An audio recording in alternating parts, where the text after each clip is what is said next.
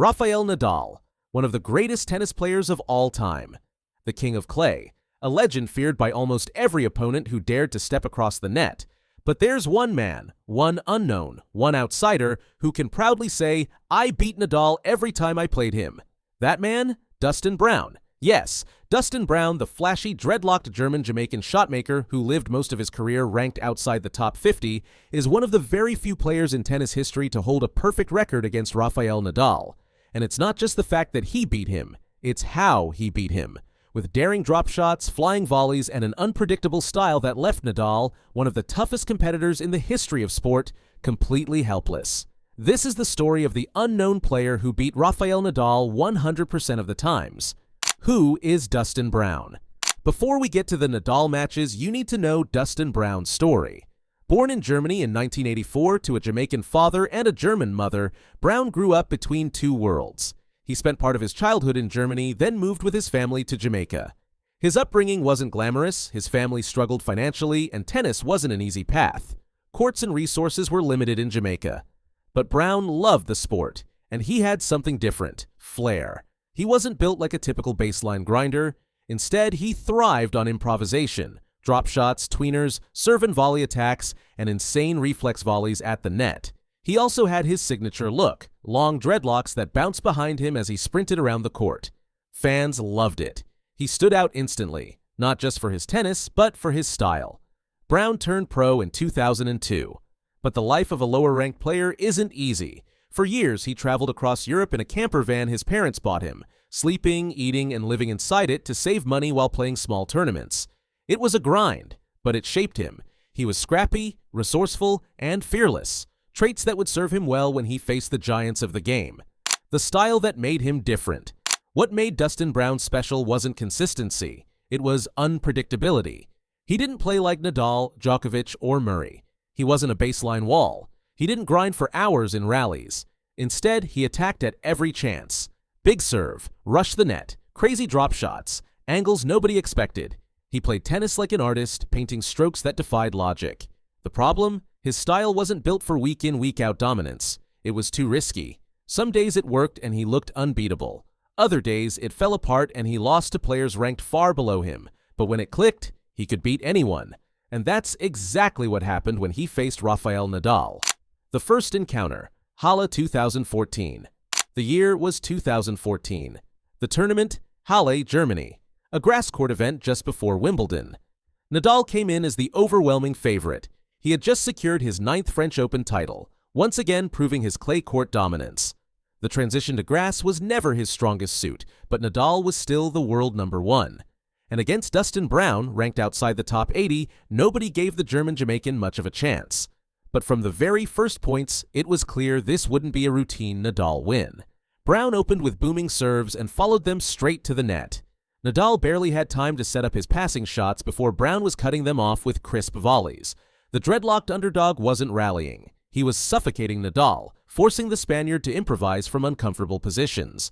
By the end of the first set, the crowd could feel the tension building.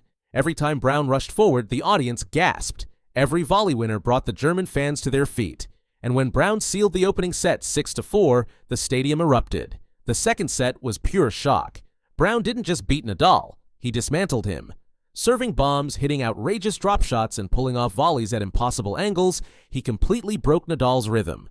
Nadal, who normally thrives on grinding his way back into matches, had no time to breathe. Brown stormed through the set 6-1, leaving Nadal stunned. The match lasted just over an hour, but its impact was enormous. A player most fans had barely heard of had just taken apart the world #1, and he had done it in style. It wasn't a fluke of lucky shots. It was a tactical masterclass of aggression, risk-taking, and execution. But skeptics weren't convinced. Many dismissed the result as a one-off, a perfect day where everything went right for Brown and wrong for Nadal. Surely, if they met again, Nadal would make the adjustments. Wimbledon 2015, the rematch. 12 months later, the tennis gods gave us the rematch. Wimbledon 2015, the second round, center court. For Nadal, the stakes were higher than they seemed. After dominating Wimbledon in 2008 and 2010, his record at the tournament had dipped alarmingly. From 2012 to 2014, he had suffered early round losses to Lucas Rosol, Steve Darcis, and Nick Kyrgios. Fans were beginning to wonder, had Nadal lost his edge on grass? For Dustin Brown, just making the main draw was a victory. Ranked outside the top 100, he had battled through the qualifying rounds. Yet when the draw revealed a potential clash with Nadal, tennis fans circled the matchup instantly. Could Brown really repeat what he had done in Halle? From the very start, it was chaos, in the best way possible. Brown was relentless. He served and volleyed almost every point, attacked second serves, and threw in drop shots with fearless audacity. Nadal, who thrives on rhythm and long exchanges, was once again denied any comfort. Every point was different, every rally unpredictable. The first set went to Brown, 7-5. Nadal hit back in the second, using his trademark grit to level the match. For a moment, it looked like order had been restored. But Brown wasn't done. In the third set, he continued to charge the net, forcing Nadal to pass him again and again. The crowd gasped as Brown pulled off impossible volleys, some while diving across the grass. He took the set 6-4. By now, center court was buzzing. The energy was unlike any second-round match in recent memory. Every time Brown hit a winner, the crowd roared. Every time Nadal missed, there was a sense of disbelief. The fourth set was tense, but Brown never blinked. He kept pressing, kept rushing forward, kept refusing to play Nadal's game. And when the final volley sealed the match, 7-5, 3-6, 6-4, 6-4, Brown dropped his racket, raised his arms, and soaked in the adoration of center court. He had done it again. 2 matches, 2 victories, both on grass, and both against one of the greatest players the sport has ever seen. Why Nadal couldn't solve Brown. The reason Brown was able to beat Nadal twice comes down to one thing: styles. Nadal is a master of rhythm. He thrives on heavy topspin, grinding rallies, and forcing opponents into long, exhausting exchanges. Against baseline players, he's almost unbeatable. But Brown never allowed rallies to start. He attacked relentlessly, serve and volleying on nearly every point, using his touch to keep Nadal guessing. On grass, where the ball stays low and points are shorter, that style became even more effective. It wasn't that Brown was a better player overall, it was that, on grass, with his unique approach, he was Nadal's nightmare matchup. The legacy of the matches for Dustin Brown, those 2 victories defined his career. They turned him from an unknown journeyman into a cult hero. Fans loved him for his flair, his unpredictability, and his ability to pull off the impossible. For Nadal, the losses were frustrating, but they didn't derail his legacy. He would go on to win more Grand Slams and solidify his place in tennis history. Still, those matches stand out as examples of how even the greatest can be undone by a unique style.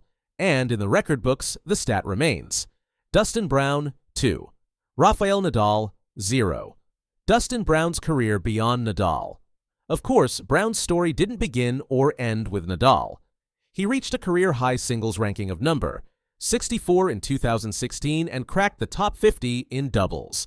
He scored wins over other big names, including former world number 1 Leighton Hewitt. His highlight reels are filled with tweeners, diving volleys, and shots that seem to defy physics. But his high-risk style meant inconsistency. Some weeks he looked like a world beater. Other weeks he crashed out in the first round. Injuries and the brutal grind of the tour didn't help. Yet through it all, he was loved. Fans didn't come to a Dustin Brown match expecting dominance. They came expecting entertainment. They came expecting the unexpected. And in a sport where many players blend into one another, Dustin Brown was different. Life after the tour. As his professional career slowed in the late 2000s, Brown transitioned to coaching, exhibitions, and mentoring. He remains a beloved figure in tennis, particularly in Germany and Jamaica, where his heritage runs deep. He never won a Grand Slam, never broke into the very top of the game. But he has something most players can't claim: a perfect record against Rafael Nadal. And that will always be part of his story. The lesson. So what do we learn from Dustin Brown's career?